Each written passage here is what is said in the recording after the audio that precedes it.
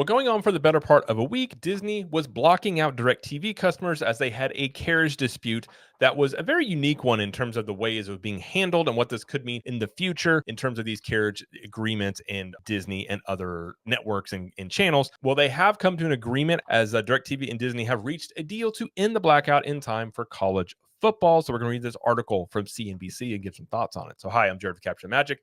Yet again, DirecTV and Disney have reached a deal here. They say DirecTV and Disney have reached a deal that brings Disney's ESPN and other channels back to pay TV providers' customers after a roughly 2-week blackout.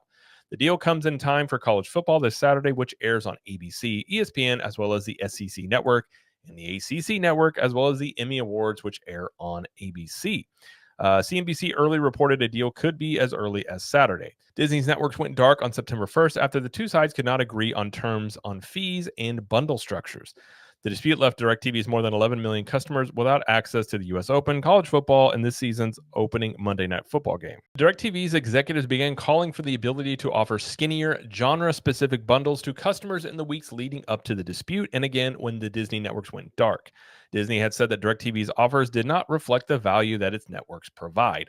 Essentially, what DirecTV was wanting to do, and a lot of these cable providers are wanting to do, is they wanted to be offered more exactly what the customers wanted sort of packages. So what Disney wants is, let's say you have a sports package. Well, they also want to bundle in National Geographic and all these other things on top of it, even though the consumers don't necessarily want that. Well, Disney was trying to force DirecTV to do this to basically, again, charge more to customers. So DirecTV is trying to be more accommodating to customers that have currently been cutting cable. So while at the same time, and DirecTV's big dispute with this was, Disney is also pushing Disney Plus, ESPN Plus on the other side of this at cheaper rates than what DirecTV can even offer. So they were saying Disney, and in my opinion, they are correct, is being a bad faith negotiator, because while they're trying to force DirecTV to take on all their bundles and charge their customers more, they're trying to, around the backside of it, charge less and basically steal those customers. On Saturday, DirecTV and Disney said they reached a deal that called for market-based terms on pricing. The deal also gives DirecTV the opportunity to offer multiple genre-specific options such as sports, entertainment, and kids and family, inclusive of Disney's traditional TV networks, along with its streaming services, Disney Plus, Hulu, and ESPN. ESPN Plus, excuse me.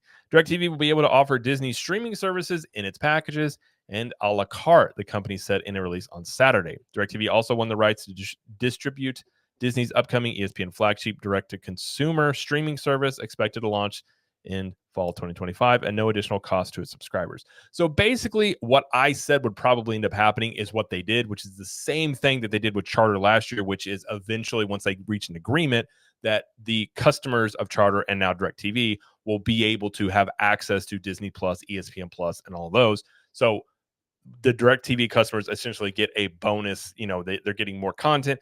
Disney can also then boast about higher subscriber growth, because out of all those that do it, they'll say they added X amount of subscribers, even though they're probably not getting, unless, they could be something where they are getting some money from DirecTV for this. But this is kind of what they did with Charter last year as well. So this is pretty much kind of what I figured would happen once they reached a deal, is the customers of DirecTV would get access to the Disney streaming stuff. The inclusion of Disney streaming services in ESPN's future flagship service echoes the carriage agreement reached between Charter Communications and Disney last year after a similar blackout. Charter and Disney had reached a deal in time for the first week of Monday Night Football. Says in a joint statement, DirecTV and Disney called this a first of its kind collaboration, as it gives customers the ability to tailor their video experience through more flexible options. Says the blackout underscored how valuable live sports is for both the media companies for their own rights to air the games and the pay TV providers who want to show them. Disney had sought to temporarily allow DirecTV to offer ABC to its customers for the debate, but the pay TV provider refused it. DirecTV called it a public relations play and said it did not believe it was necessary to open ABC, since the debate was also being broadcast on several other networks. Antitrust in the media has been closely watched in recent weeks after Venue, the sports streaming venture between Warner Brothers, Fox, and Disney, was temporarily blocked by a judge on antitrust concerns. Fubo TV initially brought the suit, and DirecTV and EchoStar's Dish have since supported it. DirecTV last week said it filed a complaint with the Federal Communications Commission that said Disney did not negotiate in good faith. The FCC rules that require broadcast owners to do so. The release on Saturday didn't state the status of that complaint, but sources tell CNBC it remains active. The entire pay TV bundle has been upended in recent years as customers have turned to streaming services and other forms of entertainment in place of the traditional structure. The shift has fragmented the media ecosystem, and live sports, especially Disney's ESPN, is considered the linchpin holding the bundle together due to its high viewership.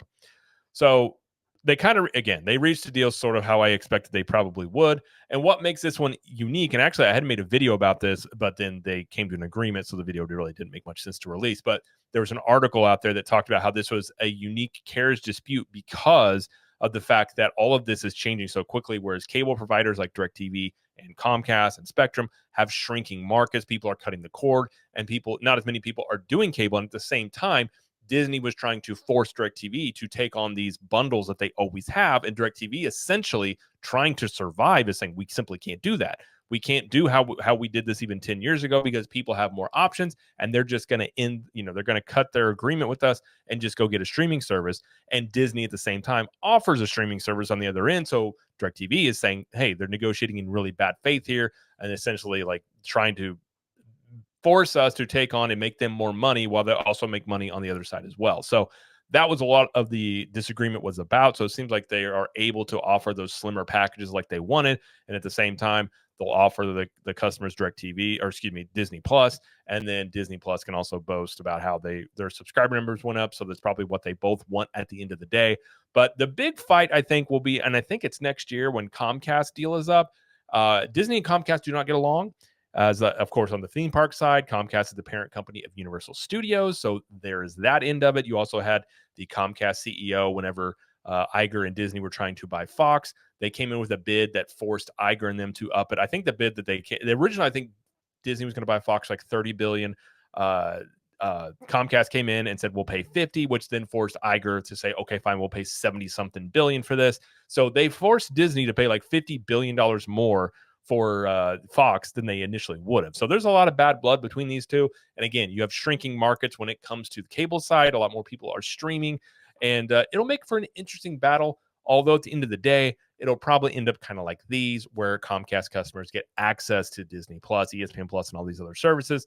But when that happens, we'll have to wait and see on that one. But for now, if you are a DirecTV customer, you will have access to ESPN and the Disney networks on there. And we'll have to wait and see. They did say in the article that the amount of people, their customers that DirecTV lost during this was not like, basically it was not nothing. Like they did lose a decent amount of customers over this. So we'll have to wait and see how that, continues to affect them. But as of now, it seems like you have service established, and it seems like maybe both sides are pretty happy with this. I am curious of the FCC, their thing against Disney, if something happens with that, because I have to imagine you can't have Disney going out here trying to force these cable providers to take on all these massive bundles while at the same time they're essentially offering the same thing at a lower rate, trying to undercut essentially what's supposed to be their partners, but they're undercutting them, trying to basically get more people to sign up for their streaming services. So that is an interesting little wrinkle in this. But as of now, that is going to be it, though, for this video. If you like this video, please like it and subscribe to the channel, as we do lots of coverage here of entertainment, pop culture, and theme parks. And let us know in the comments, what do you think about this? And do you think this affects anything going forward when it comes to cable and Disney or Disney Plus? And until next time, we will see you later.